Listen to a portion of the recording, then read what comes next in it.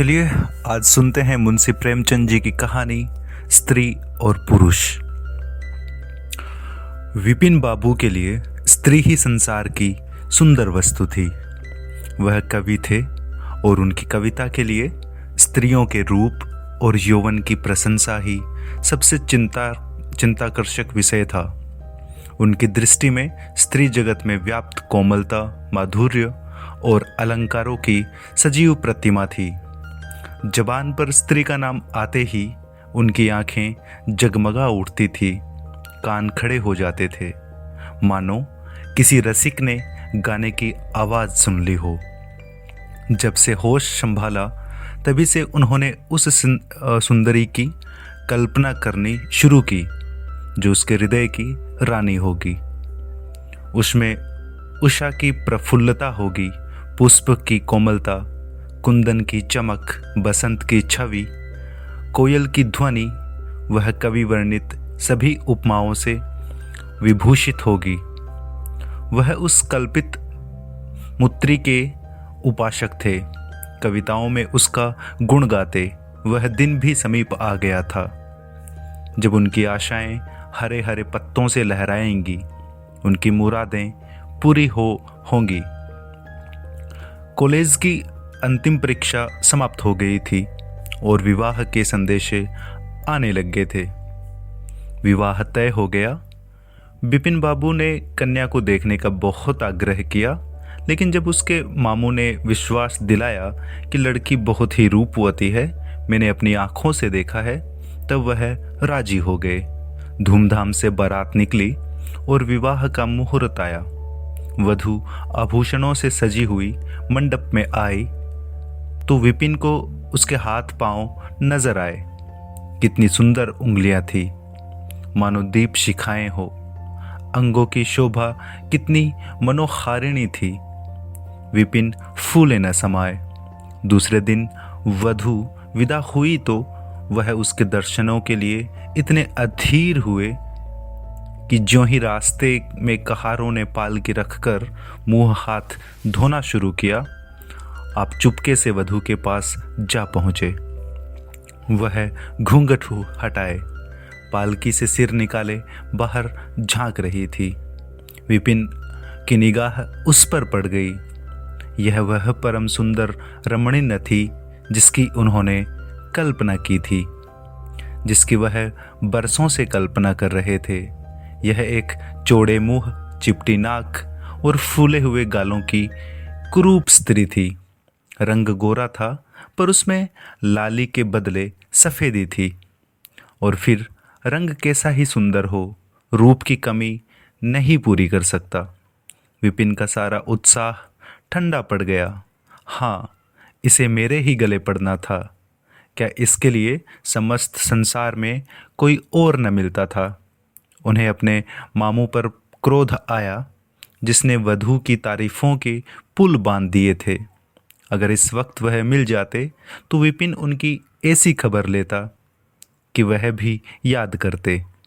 जब कहारों ने फिर पालकियां उठाई तो विपिन मन में सोचने लगा, इस स्त्री के साथ कैसे मैं बोलूँगा, कैसे इसके साथ जीवन काटूंगा। इसकी ओर तो ताकने से ही घृणा होती है। ऐसी कुरूपा स्त्रियां भी संसार में है।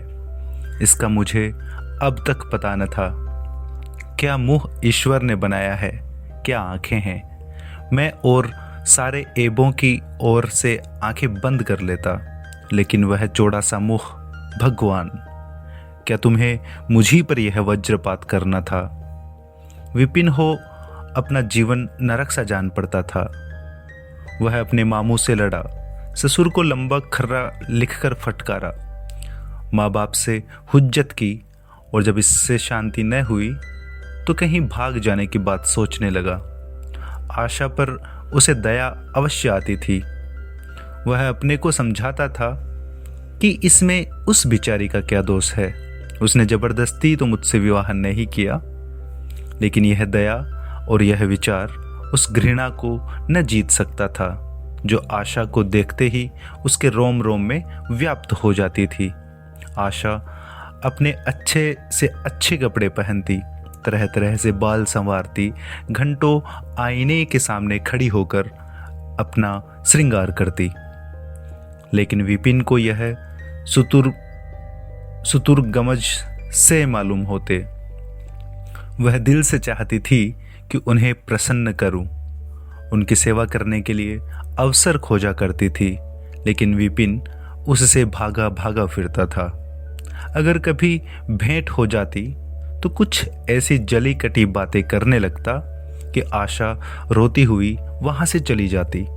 सबसे बुरी बात यह थी कि उसका चरित्र भ्रष्ट होने लगा। वह यह भूल जाने की चेष्टा करने लगा कि मेरा विवाह हो गया है। कई कई दिनों तक आशा को उसके दर्शन भी न होते। वह उसके कह कहे की आवाजें बाहर से आती हुई सुनती, झरोखे से देखती कि वह दोस्तों के गले में हाथ डाले सैर करने जा रहा है और तड़प कर रह जाती। एक दिन खाना खाते समय उसने कहा, अब तो आपके दर्शन ही नहीं होते, मेरे कारण घर छोड़ दीजिएगा क्या? विपिन ने मुंह फेर कर कहा, घर पर ही तो रहता हूँ, आजकल जरा नौकरी की तलाश है, इसलिए दौड़ धूप ज़्यादा करनी पड़ती है। आशा, किसी डॉक्टर से मेरी सूरत क्यों नहीं बनवा देते? सुनती हूँ आजकल सूरत बनाने वाले डॉक्टर पैदा हुए हैं। विपिन, क्यों नाहक चिढ़ती हो? यहाँ तुम्हें किसने बुलाया था?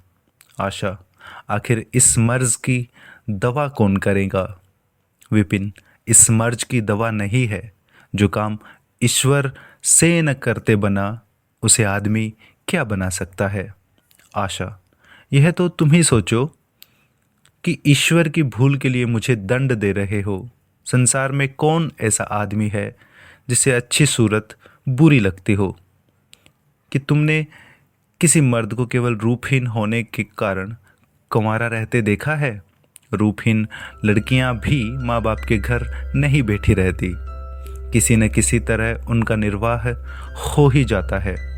उसका पति उस पर प्राण न देता हो, लेकिन दूध की मक्खी नहीं समझता। विपिन ने झुंझला कर कहा, क्यों नाहक सिर खाती हो? मैं तुमसे बहस तो नहीं कर रहा हूँ। दिल पर जब्र नहीं किया जा सकता और न दलीलों का उस पर कोई असर पड़ सकता है। मैं तुम्हें कुछ कहता तो नहीं हूँ, फिर तुम क्यों मुझसे हुज्जत करती हो? आशा यह झिड़की सुनकर चली गई। उसे मालूम हो गया कि इन्होंने मेरी ओर से सदा के लिए हृदय कठोर कर लिया है। विपिन तो रोज सैर सपाटे करते, कभी कभी रात को गायब रहते। इधर आशा चिंता और नैराश्य से घुलते घुलते बीमार पड़ गई, लेकिन विपिन भूल कर भी उसे देखने न आता। सेवा करना तो दूर रहा। इतना ही नहीं, वह दिल से मानता था कि वह मर जाती तो गला छूटता। अब की खूब देखभाल कर अपनी पसंद का विवाह करता। अब वह और भी खुल खेला। पहले आशा से कुछ दबता था, कम से कम उसे यह धड़का लगा रहता कि कोई मेरी चाल ढाल पर निगाह रखने वाला भी है। अब वह धड़का छूट गया। कुवासनाओं में ऐसा लिप्त हो गया कि मर्दाने कमरे में ही जमघटे होने लगे।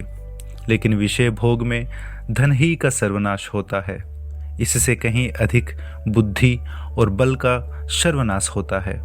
विपिन का चेहरा पीला लगा, देह भी क्षीण होने लगी, पसलियों की हड्डियां निकल आई, आंखों के इर्द गिर्द गड्ढे पड़ गए। अब वह पहले से कहीं ज्यादा शौक करता, नित्य तेल लगाता, बाल बनवाता, कपड़े बदलता, किंतु मुख पर कांति न थी। रंग रोगन से क्या हो सकता? एक दिन आशा बरामदे में चारपाई पर लेटी हुई थी। इधर हफ्तों से उसने विपिन को न देखा था। उन्हें देखने की इच्छा हुई। उसे भय था कि वह सुन आएंगे, फिर भी वह मन को न रोक सकी। विपिन को बुलावा भेजा। विपिन को भी उस पर कुछ दया आ गई। आकर सामने खड़े हो गए। आशा ने उनके मुंह की ओर देखा तो चौंक पड़ी। वह इतने दुर्बल हो गए थे कि पहचानना मुश्किल था। बोली, तुम भी बीमार हो क्या? तुम तो मुझसे भी ज्यादा घुल गए हो। विपिन, जिंदगी में रखा ही क्या है जिसके लिए जीने की फिक्र करूं? आशा, जीने की फिक्र न करने से कोई इतना दुबला नहीं हो जाता। तुम अपनी कोई दवा क्यों नहीं करते? यह कहकर उसने विपिन का दाहिना हाथ पकड़कर अपनी चारपाई पर बैठा लिया। विपिन ने भी हाथ छुड़ाने की चेष्टा न की। उनके स्वभाव में इस समय एक विचित्र नम्रता थी जो आशा ने कभी न देखी थी। बातों से भी निराशा टपकती थी। अक्खड़पन या क्रोध की गंध भी न थी। आशा को ऐसा मालूम हुआ कि उनकी आंखों में आंसू भरे हुए हैं। विपिन चारपाई पर बैठते हुए बोले, मेरी दवा अब मौत करेगी। मैं तुम्हें जलाने के लिए नहीं कहता, ईश्वर जानता है। मैं तुम्हें चोट नहीं पहुंचाना चाहता। मैं अब ज़्यादा दिनों तक नहीं जीऊंगा। मुझे किसी भयंकर रोग के लक्षण दिखाई दे रहे हैं। डॉक्टर ने भी वही कहा है। मुझे इसका खेद है कि मेरे हाथों तुम्हें कष्ट पहुंचा, पर क्षमा करना। कभी कभी बैठे बैठे मेरा दिल डूब जाता है, मूर्छा सी आ जाती है। यह कहते कहते एकाएक वह कांप उठे। सारी देह में सनसनी सी दौड़ गई। मूर्छित होकर चारपाई पर गिर पड़े और हाथ पैर पटकने लगे। मुंह से फिचकुर निकलने लगा। सारी देह पसीने से तर हो गई। आशा का सारा रोग हवा हो गया। वह महीनों से बिस्तर न छोड़ सकी थी, पर इस समय उसके शिथिल अंगों में विचित्र स्फूर्ति दौड़ गई। उसने तेजी से उठकर विपिन को अच्छी तरह लेटा दिया और उनके मुख पर पानी के छींटे देने लगी। महरी भी दौड़ी आई और पंखा झलने लगी, फिर भी विपिन ने आंखें न खोली। संध्या होते होते उनका मुंह टेढ़ा हो गया और बायां अंग शून्य पड़ गया। हिलाना तो दूर रहा, मुंह से बात निकालना भी मुश्किल हो गया। यह मूर्छा न थी, फालिज था। फालिज के भयंकर रोग में रोगी की सेवा करना आसान काम नहीं है। उस पर आशा महीनों से बीमार थी, लेकिन उस रोग के सामने वह अपना रोग भूल गई। 15 दिनों तक विपिन की हालत बहुत नाजुक रही। आशा दिन के दिन और रात की रात उनके पास बैठी रहती। उनके लिए पथ्य बनाना, उन्हें गोद में संभाल कर दवा पिलाना, उनके जरा जरा से इशारों को समझाना उसी जैसी धैर्यशाली स्त्री का काम था। अपना सिर दर्द से फटा करता, ज्वर से देह तपा करती, पर इसकी उसे जरा भी परवाह नहीं थी। 15 दिनों बाद विपिन की हालत कुछ संभली। उनका दाहिना पैर तो लुंज पड़ गया था, पर तोतली भाषा में कुछ बोलने लगे थे। सबसे बुरी गत उनके सुंदर मुख की हुई थी। वह इतना टेढ़ा हो गया था जैसे कोई रबर के खिलौने को खींच कर बढ़ा दें। बैटरी की मदद से जरा देर के लिए बैठें या खड़े हो जाते थे, लेकिन चलने फिरने की ताकत न थी। एक दिन लेटे लेटे उन्हें क्या ख्याल आया, आईना उठाकर अपना मुंह देखने लगे। ऐसा कुरूप आदमी उन्होंने कभी न देखा था। आहिस्ते से बोला, आशा, ईश्वर ने मुझे गरूर की सजा दे दी। वास्तव में मुझे यह उसी बुराई का बदला मिला है जो मैंने तुम्हारे साथ की। अब तुम अगर मेरा मुंह देखकर घृणा से मुंह फेर लो, तुम मुझसे उस दुर्व्यवहार का बदला लो जो मैंने तुम्हारे साथ किए हैं। आशा ने पति की ओर कोमल भाव से देखकर कहा, मैं तो आपको अब भी उसी निगाह से देखती हूँ। मुझे तो आप में कोई अंतर नहीं दिखाई देता। विपिन, वाह, बंदर का सा मुंह हो गया है। तुम कहती हो कि कोई अंतर ही नहीं है। मैं तो अब कभी बाहर न निकलूंगा। ईश्वर ने मुझे सचमुच दंड दिया है। बहुत यत्न किए गए, पर विपिन का मुंह सीधा न हुआ। मुख का बायां भाग इतना टेढ़ा हो गया था कि चेहरा देखकर डर मालूम होता था। हाँ, पैरों में इतनी शक्ति आ गई कि अब वह चलने फिरने लगे। आशा ने पति की बीमारी में देवी की मनौती की थी। आज उसी की पूजा का उत्सव था।